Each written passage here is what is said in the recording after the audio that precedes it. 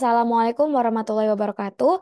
Pada kesempatan kali ini, kami akan mempresentasikan tugas akhir mata kuliah teori Fazi kami yang berjudul Sistem Pendukung Keputusan Pemilihan Kos Sekitar UNESA Kampus Ketintang menggunakan metode Simple Additive Weighting atau SAW. Perkenalkan, nama saya Nurfatia dengan NIM 21030214003 dan rekan saya Nurika Febrianti dengan NIM 21030214010 serta Libelda Aldina Duma Harahap dengan NIM 21030214039. Next.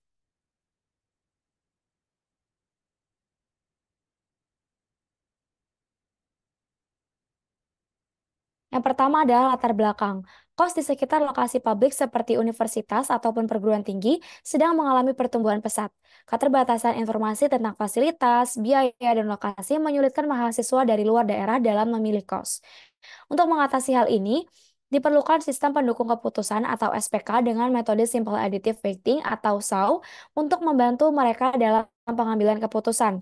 Metode ini lebih efisien karena perhitungannya cepat, sehingga cocok untuk situasi yang memerlukan keputusan cepat dan tepat. SPK ini diharapkan dapat mengurangi kesalahan dan memberikan solusi optimal bagi mahasiswa yang membutuhkan tempat tinggal di sekitar kampus. Next. Selanjutnya adalah tinjauan pustaka. Yang pertama, rumah kos atau yang sering disebut kos-kosan merupakan kebutuhan penting bagi para mahasiswa luar daerah dalam menempuh pendidikan di universitas yang menawarkan tempat untuk ditinggali sementara dengan sejumlah pembayaran tertentu. Selanjutnya yaitu sistem pengambilan keputusan atau SPK, merupakan sebuah sistem yang memberikan kemampuan pemecahan masalah maupun kemampuan pengkomunikasian untuk masalah dengan kondisi semi terstruktur dan tak terstruktur.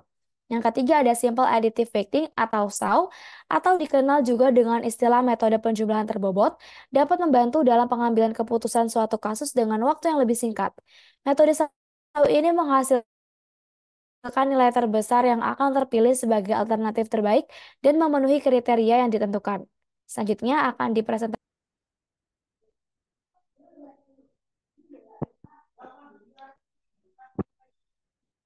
Selanjutnya ada rancangan. Kelompok kami membuat 4 rancangan. Yang pertama, menentukan kriteria dan alternatif dalam pemilihan kos mahasiswa. Yang kedua, mengumpulkan data rekomendasi kos untuk mahasiswa di sekitar kampus UNESA Ketintang. Yang ketiga, melakukan perhitungan dengan metode Simple Additive Weighting atau SAW. Dan yang terakhir, melakukan perankingan nilai preferensi terbesar dan menarik kesimpulan. Next.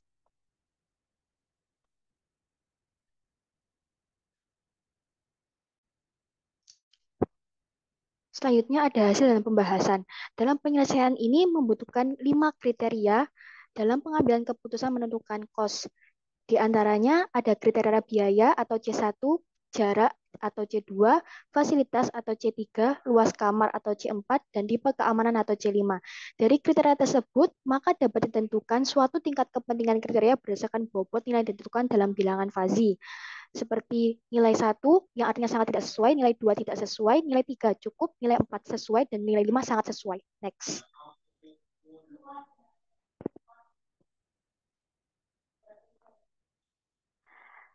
Dari kriteria yang disebutkan tadi dilakukan penjabaran, yaitu yang pertama ada kriteria biaya, dan untuk rincian biayanya seperti pada tabel berikut, dan yang kedua ada kriteria jarak, dan untuk rinciannya dalam tabel berikut. Next. Selanjutnya akan dijelaskan oleh rekan saya. Berikutnya kriteria yang ketiga yaitu fasilitas. Berikut penjabaran kriteria fasilitas secara rinci. Kemudian kriteria yang keempat yaitu kriteria luas kamar. Berikut penjabaran kriteria luas kamar secara rinci.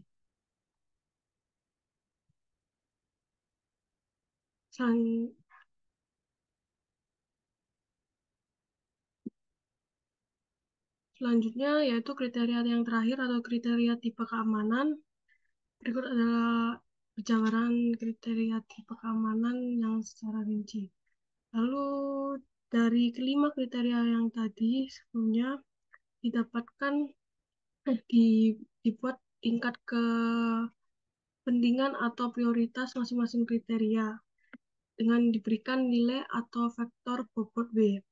Jadi vektor bobot C1 bernilai 5, lalu vektor bobot C2 diberi nilai 4, vektor bobot C3 diberi nilai 3, vektor bobot C4 diberi nilai 2, dan vektor bobot C5 diberi nilai 3.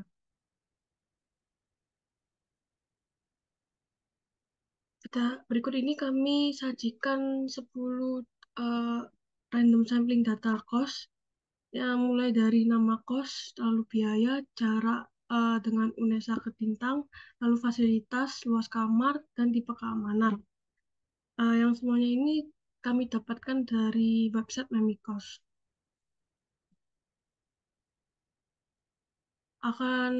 Dan kos yang 10 kos ini akan diubah ke dalam bilangan Fuji dan berurutan diganti dengan nama kos A, kos B, dan seterusnya. Berikut akan dijelaskan oleh rekan saya. Nah, berikut ini merupakan tabel data alternatif rumah kos yang telah diubah ke dalam bilangan fazi dan nama-nama kos kami misalkan menjadi kos A sampai dengan kos J. Next.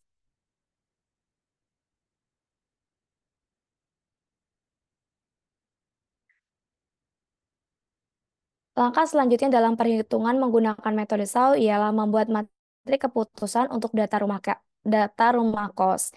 Karena kami mengambil 10 alternatif dan 5 kriteria, maka matriks keputusan X kami berordo 10 kali 5. Next.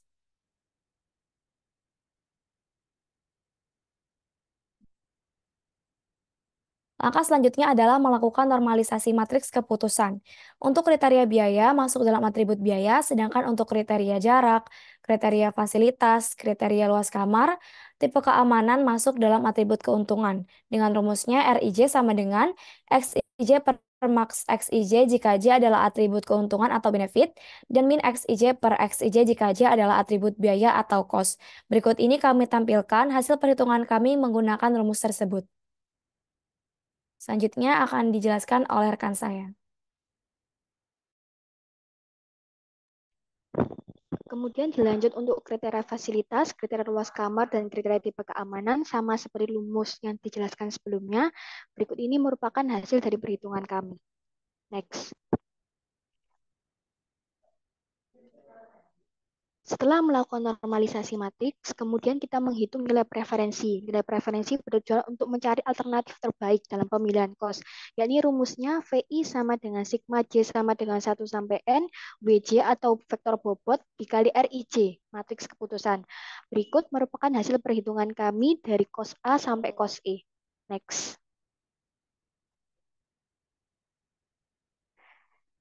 Dilanjut untuk cos F sampai cos J juga menggunakan rumus yang sama didapatkan hasil atau perhitungan sebagaimana ditampilkan dalam PPT. Next. Untuk selanjutnya akan dijelaskan oleh rekan saya. Dari nilai preferensi yang sudah didapatkan sebelumnya, dibuat perankingan dengan diurutkan berdasarkan nilai terbesar ke yang kecil.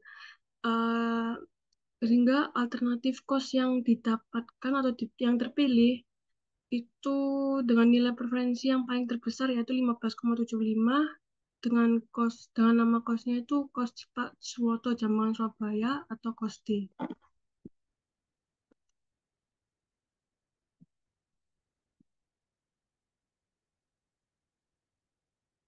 Selain menggunakan perhitungan manual seperti sebelumnya tadi, perhitungan dengan metode SWOT ini dapat dilakukan menggunakan bahasa pemrograman, yaitu salah satunya Python.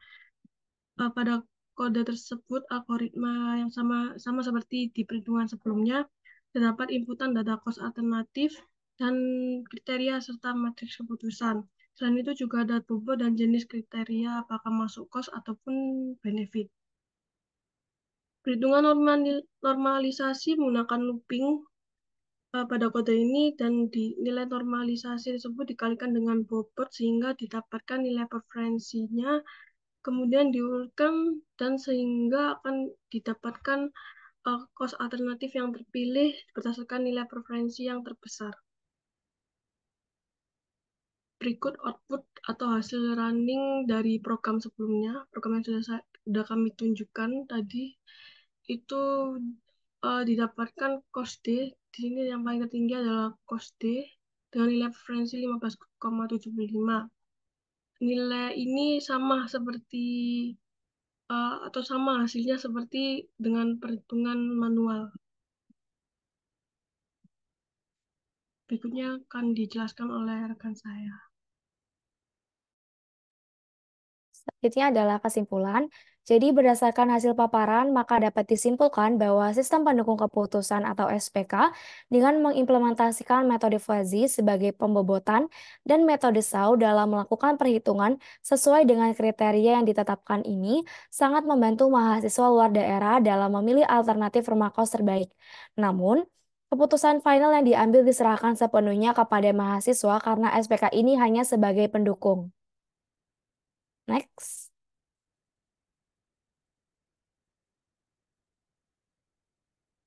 Terima kasih, cukup sekian presentasi kami mengenai SPK pemilihan kos sekitar UNESA Kampus Ketintang menggunakan metode Simple Additive Weighting atau SAW. Mohon maaf apabila terdapat salah kata dalam penyampaian materi. Wassalamualaikum warahmatullahi wabarakatuh.